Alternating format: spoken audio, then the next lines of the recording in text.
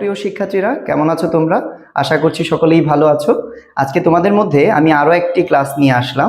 তোমরা জানো আমাদের এখন পর্যন্ত 8টি ক্লাস হয়েছে, আজকে আমাদের 9ম ক্লাস। তোমরা আশা করছি ক্লাসটি খুব মনোযোগ সহকারে করবে। তোমরা জানো আজকে যে বিষয়টি নিয়ে আমরা কথা বলবো আইসিটি বইয়ের 3য় অধ্যায়ের সংখ্যা পদ্ধতির সবচেয়ে গুরুত্বপূর্ণ টপিক, যার নাম রূপান্তর। তোমরা জানো বোর্ড সৃজনশীল প্রশ্নে 3য় অধ্যায় থেকে যে দুটি প্রশ্ন আসে তার মধ্যে সংখ্যা পদ্ধতির টপিক থেকে অর্থাৎ সংখ্যা পদ্ধতির অংশ থেকে একটি সৃজনশীল পরীক্ষায় আসে। তার মধ্যে গ নাম্বার সৃজনশীল প্রশ্নটি প্রায় সময় দেখা যায় অর্থাৎ রূপান্তর টপিক থেকে এসেছে। তো আজকে সেই টপিকটি নিয়ে তোমাদের সাথে আমি কথা বলছি। তো চলো সবাই আজকে জেনে নেই কিভাবে সংখ্যা পদ্ধতির রূপান্তরের অঙ্কগুলো পরীক্ষায় আনসার করতে হবে। প্রথমে আমি সংখ্যা পদ্ধতির রূপান্তর অঙ্ক করার আগে আমি তোমাদেরকে সংখ্যা নিয়ে একটু কথা বলতে চাই। তোমরা জানো সংখ্যা পদ্ধতিতে 4 ধরনের সংখ্যা পদ্ধতি রয়েছে পজিশনাল। তার মধ্যে একটি সংখ্যা পদ্ধতির নাম বাইনারি, যাকে আমরা 2 ভিত্তিতে প্রকাশ করতে পারি।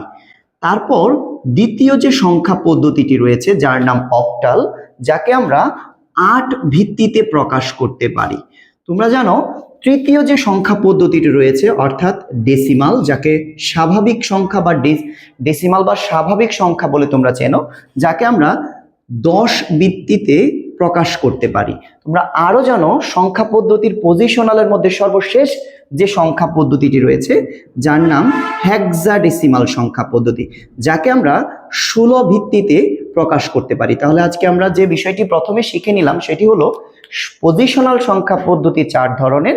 তার মধ্যে একটি সংখ্যা রয়েছে বাইনারি যার ভিত্তি 2, এবং একটি সংখ্যা রয়েছে অক্টাল যার ভিত্তি 8, একটি সংখ্যা রয়েছে ডেসিমাল যার ভিত্তি 10, এবং একটি সংখ্যা রয়েছে হেক্সাডেসিমাল যার ভিত্তি হচ্ছে 16। এখানে প্রত্যেকটি সংখ্যা একটি সংখ্যা থেকে আরেকটি সংখ্যাতে রূপান্তর হতে পারে। যেমন পরীক্ষায় বাইনারি সংখ্যা একটি দেওয়া থাকবে, যেখানে অক্টাল সংখ্যা পদ্ধতি তোমাকে বের করতে বলতে পারে। যদি অক্টাল সংখ্যা পদ্ধতি দেয়া থাকে, যদি সেটাকে বাইনারিতে প্রকাশ করতে বলে, তাহলে সেটি রূপান্তর থেকে এসেছে। তাহলে তোমরা এই প্রশ্নগুলোর সমাধান করার জন্য যে বিষয়টি তোমাদের জন্য সবচেয়ে বেশি জরুরি বা সবচেয়ে বেশি ইম্পর্টেন্ট যে বিষয়টা রয়েছে সেটি আজকে আমি তোমাকে দেখাবো। আজকে সংখ্যা পদ্ধতি রূপান্তরের অঙ্কগুলো করার জন্য তোমাদেরকে একটি দারুণ নিয়ম শেখাবো। চলো সবাই নিয়মটি জেনে নিই। প্রথমে আমি তোমাদেরকে একটি কৌশল শিখাতে চাই। যেমন এখানে যে চিহ্নটি আমি ব্যবহার করেছি এটি হচ্ছে সমান চিহ্ন।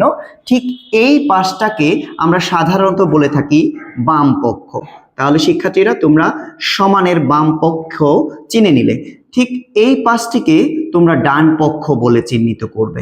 একটি সমান চিহ্নের দুটি পাশ থাকে, একটি বাম পক্ষ থাকতে পারে আর একটি ডান পক্ষ থাকতে পারে। তার মধ্যে যদি দেখো বাম পক্ষে কোনো সংখ্যার নিচে 2 রয়েছে, আবারও বলছি কথাটি, বাম পক্ষে কোনো সংখ্যার নিচে 2 রয়েছে বা 8 রয়েছে বা 16 রয়েছে, তাহলে তোমরা বুঝে নিলে বাম পক্ষে রয়েছে বাইনারি, যেখানে 8 মানে অক্টাল এবং 16 মানে হেক্সাডেসিমাল, আর ঠিক ডান পক্ষে রয়েছে অর্থাৎ ডেসিমাল।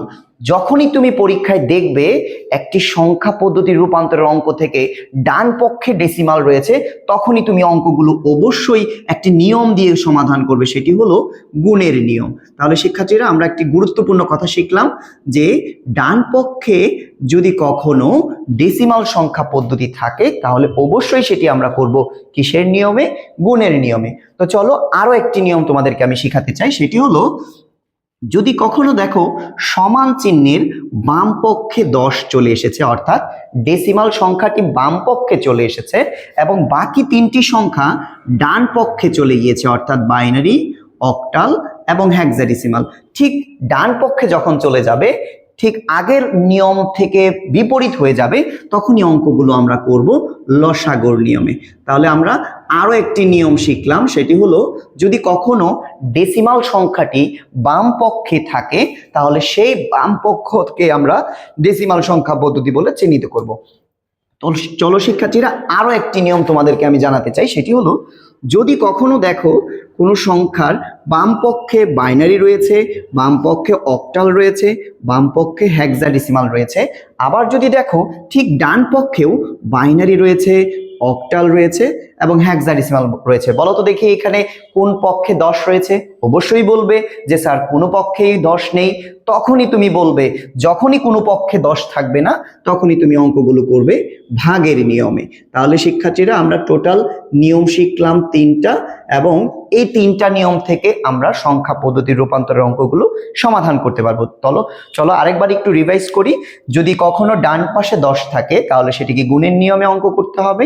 যদি কখনো বাম পক্ষে 10 থাকে তাহলে সেটিকে লসাগুর নিয়মে সমাধান করতে হবে, এবং যখন কোনো পাশেই 10 থাকবে না অবশ্যই অঙ্কগুলো ভাগের নিয়মে করতে হবে। তাহলে আশা করছি তোমরা যদি এই নিয়ম অর্থাৎ এই কৌশলটি মুখস্থ করো তাহলে অনায়াসে তোমরা বোর্ড পরীক্ষায় একটি সৃজনশীল প্রশ্ন খুব সহজে সমাধান করতে পারবে। তো চলো আমরা আগামী ক্লাসে তোমাদেরকে কিভাবে গুণ করতে হবে, কিভাবে লসাগু করতে হবে, এবং কিভাবে ভাগের নিয়মের একটি অঙ্ক করলেই মোট 12টি অঙ্ক একসাথে পারা যায় সে ব্যাপারে তোমাদেরকে জানাবো। তাহলে আজকে এই পর্যন্তই থাকবো।